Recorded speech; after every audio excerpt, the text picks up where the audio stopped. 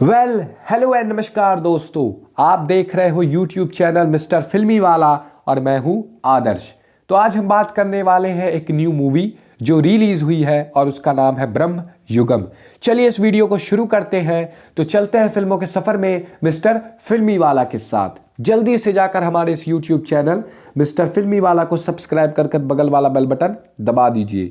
अगर हम बात करें इस मूवी ब्रह्म युगम की, तो ये रहने वाली है एक साइकोलॉजिकल थ्रिलर मूवी। यानी कि अगर अभी तक आपने इस मूवी को नहीं देखा तो मैं पहले ही कह देना चाहता हूं कि अगर आप कमज़ोर दिल के हैं तो आप इस मूवी को ना देखें। लेकिन अगर आप थ्रिलर हॉरर मूवीज़ के दीवाने हैं तो I must say horror movies का एक बड़ा पैकेज ब्रह्म युगम मूवी के रूप में आपके लिए आ चुका है। अगर आप हॉरर और थ्रिलर मूवीज़ के दीवाने हैं और कई दिनों से आपको कोई इस टाइप की मूवी का इंतज़ार था तो जल्दी से जाकर इस मूवी को देख लीजिए। लेकिन अभी ये मूवी हिंदी डब में नहीं आई है, ये अभी भी तेलुगु में ही है, लेकिन सबटाइटल्स के साथ। अगर आप सबटाइटल्स के साथ इस मूवी को एंजॉय करना चाहते हैं तो आप इस मूवी को देख सकते हैं। अगर हम बात करें कास्ट की, तो इस मूवी के मेन कास्ट में रहने वाले हैं मामूटी सर, जो कि एक इविल है और एक राजा है। कहानी रहने वाली है बहुत कन्फ्यूजन सी। अगर आप कहानी को समझने की कोशिश करें तो मैं पहले ही कह देता हूं कि इस मूवी में आपको कुछ भी समझ में नहीं आएगा, यानी कि आपको समझ नहीं आएगा, लगेगा तो सिर्फ डर। क्योंकि जिस तरीके से इस मूवी को क्रिएट किया गया है, जो स्टोरी लाइन रखी गई है, जो हॉररिस्टिक माहौल क्रिएट किया गया है और कैरेक्टर को जिस तरीके से इंट्रोड्यूस किया जा रहा है, उनकी बातों से, उनके क्रियाकलाप से यही लग रहा है कि ये मूवी काफ़ी डरावनी है। मैंने तो मूवी देखी और मैं ये ज़रूर कहना चाहता हूँ कि कुछ सीन्स ऐसे हैं जिसको देख के रोंगटे खड़े होने आने वाले हैं।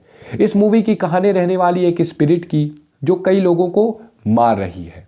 अब उस स्पिरिट के प्रकोप को रोकने के लिए एक लड़का है जो जान चुका है कि उसे कैसे रोका जाए। वो उस गांव में पहुंचता है और उस गांव के एक महल में, एक पुराने से महल में जाकर श्रेय मांगता है। वहाँ का जो राजा है वो बहुत खुश होता है कि कई दिनों के बाद कोई मेहमान उसके महल में रहने के लिए आया है। अब आप राजा को कनेक्ट कर सकते हैं कि मैं मामूटी सर की बात कर रहा हूँ। फिर वो लड़का वहाँ रहता है और तैयारी करता है कि इस स्पिरिट के प्रकोप को कैसे रोके। मूवी के एक सीन में दिखाया गया है कि जो राजा हमें दिखाया जा रहा है उसी के चेहरे के टाइप का एक बॉडी, यानी कि एक लाश उस घर के नीचे बोरे में पड़ी हुई है। यानी कि हम जिस राजा को देख रहे हैं वो एक रियल आदमी है, वो कोई भूत है, वो कोई स्पिरिट है या एविल। पूरी तरीके से इस कहानी को रिवील नहीं किया गया है, इसको पूरी तरीके से इंट्रोड्यूस नहीं किया गया है, हमें बहुत ही कंफ्यूजन रखा गया है। और हॉरर मूवीज़ बनती हैं, उन हॉरर मूवीज़ में खून खराबे से हमें डराया जाता है, लेकिन इस मूवी के कहानी से ही हमें डरा दिया जा रहा है। वो वहाँ से भागने की कोशिश करता है, लेकिन उस महल का एक रूल है कि आप आएंगे तो अपनी मर्जी से, लेकिन जाएंगे राजा की मर्जी से। अगर हम बात करें कैरेक्टर की, तो टोटल 3 कैरेक्टर हैं इस मूवी में, लेकिन सभी ने अपने रोल को बहुत बखूबी तरीके से निभाया है। लेकिन खास करके मैं कहना चाहता हूँ मामूटी सर ने अपने रोल को जिस तरीके से किया है, जिस तरीके से उन्होंने अपने एक अलग से अंदाज, एक अलग सा रूप उन्होंने जो धारण किया है हमें डराने के लिए, तो वो सफल रहा और हम डर चुके हैं। बात करें अगर हम इस मूवी के बैकग्राउंड म्यूज़िक की, तो बैकग्राउंड म्यूज़िक काफ़ी शानदार, वो भी डराने में बड़ा हेल्प कर रहा है इस मूवी में। और अगर आप कमज़ोर दिल के हैं तो मैं ये ज़रूर कहना चाहूँगा कि आप इस मूवी को न देखें। लेकिन अगर आप हिम्मत वाले हैं और आप थ्रिलर और हॉरर मूवीज़ के दीवाने हैं तो आप ज़रूर इस मूवी को देख सकते हैं। मूवी का जो सीन है वो काफ़ी बढ़िया है, क्योंकि इसे ब्लैक एंड वाइट यानी कि डार्क सिनेमा रखा गया है।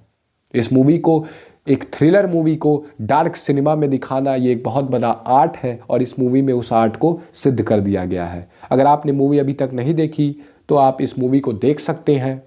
और अगर आपने ट्रेलर देखा तो इस वीडियो के कमेंट बॉक्स में ज़रूर बताएं कि आपको ट्रेलर कैसा लगा। मिलते हैं इसी तरीके के नेक्स्ट वीडियो में, तब तक के लिए जय हिंद, वंदे मातरम।